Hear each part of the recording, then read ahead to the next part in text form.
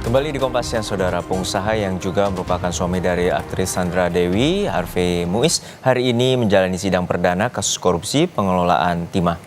Sidang dakwaan digelar di Pengadilan Tipikor Jakarta pada pukul 10 pagi waktu Indonesia Barat. Jalannya sidang dikawal ketat personel kepolisian. Sebelumnya, berkas perkara Harvey telah dilimpahkan oleh jaksa ke pengadilan pada 5 Agustus. Sementara berkas perkara terhadap 5 terdakwa lainnya akan menyusul. Dalam dakwaan, Harvey dan tersangka lainnya, yakni Helena Lim, diduga menerima uang 420 miliar rupiah untuk pengurusan izin usaha timah. Dan tak hanya itu, Harvey Muiz juga disebutkan mengakomodasi pertambangan liar di wilayah IUP PT Timah hingga terjadi kerusakan lingkungan. Hal ini dilakukan untuk keuntungan pribadi. Total ada 22 tersangka dalam kasus korupsi timah yang menyeret nama Harvey Muiz. Nama Harvey sebelumnya disebut dalam dakwaan Kadis ESDM Provinsi Bangka Belitung, Suranto Wibowo. Jaksa menyebut Harvey diduga melakukan korupsi dalam pengelolaan tata niaga komoditas timah tahun 2015 hingga 2022. Harvey juga diduga menerima aliran dana senilai 420 miliar rupiah dan membuat negara dirugikan hingga 300 triliun rupiah. Sejumlah aset milik Harvey berupa tanah, bangunan, mobil mewah, dan uang tunai kini telah disita Kejaksaan Agung. Lebih lengkap terkait jalannya sidang dakwaan Harvey Muiz, kita tanyakan langsung pada jurnalis Kompas TV, Fedriska Ananda di Pengadilan Tipikor Jakarta. Fedriska, sidang dakwaan telah dibacakan atau tengah dibacakan, lalu seperti apa poin-poin dakwaan yang telah dibacakan oleh pihak jaksa penuntut umum?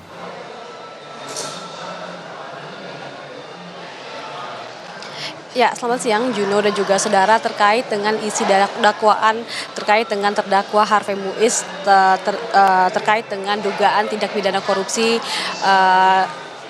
terkait dengan perizinan tambang begitu ya di Sumatera ini harus kita runut begitu terkait dengan ketika awal mula Kejaksaan Agung ini mengungkap 5 orang tersangka yang juga diungkap begitu terkait dengan dugaan tindak pidana tata kelola komoditas timah begitu ya, di mana kemudian dari kelima tersangka yang diungkapkan oleh Kejaksaan Agung ini kemudian muncullah nama Harvey Muiz yang diduga ini melakukan lobby-lobby begitu dengan salah seorang dari kelima tersangka dengan inisial R begitu, di mana kalau misalkan kita mengikuti bagaimana kemudian persidangan ini dan kemudian bagaimana kemudian Harvey Muiz ini melakukan pemeriksaan di Kejaksaan, di mana diketahui Harvey Muiz ini melakukan lobby-lobby terkait dengan perizinan tambang ilegal di dalam kawasan PT Timah yang berada di Sumatera, sehingga memang dalam kegiatan ini Harvey Muiz kemudian mendapatkan keuntungan pribadi begitu ya, yang kemudian saat ini juga harta ataupun aset dari Harvey Muiz ini sudah disita oleh Kejaksaan, di mana kalau misalnya kita juga mengikuti ketika pemeriksaan yang dilaksanakan oleh Kejaksaan ini,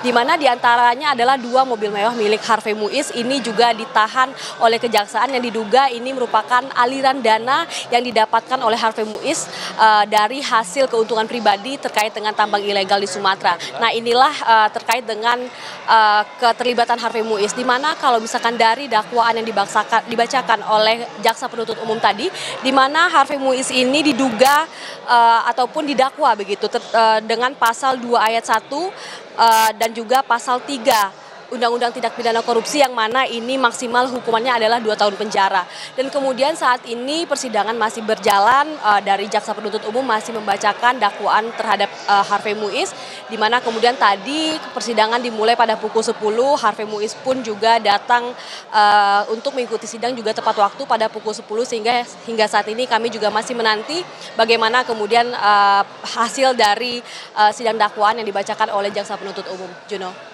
Baik, terima kasih atas laporan Anda, jurnalis Kompas TV, Fedriska Ananda dari Pengadilan Tipikor Jakarta.